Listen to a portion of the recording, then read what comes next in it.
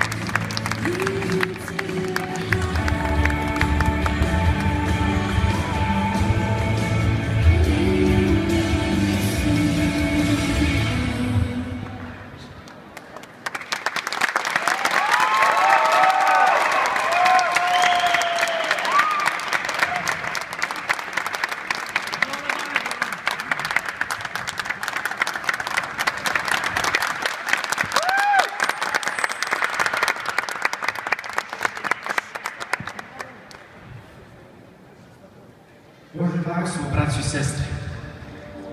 Ovom koreografijom smo pokušali prikazati Božju kreativnost prilikom stvaranja univerzuma.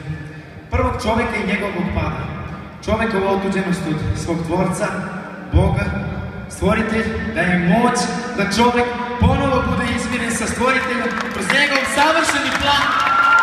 Aleluja! Aleluja!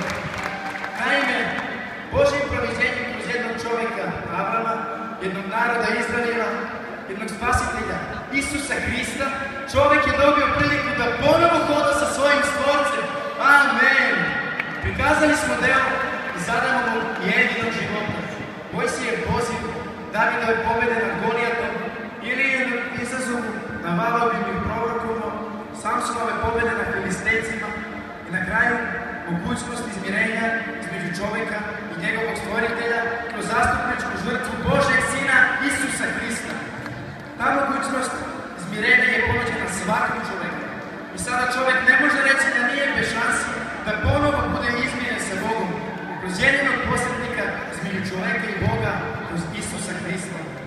Ti danas možeš doneti glavnu i ispravnu odluku u budućnosti svog života ovdje na zemlji i u večnosti. Ja sam svoju odluku doneo i moj život je izmiren sa mojim stvoriteljem, time ko sam ga prihvatio kao svog spasitelja. A koja je tvoja odluka? Koja je tvoja sudbina i tvoja budućnost i večnost? Haleluja!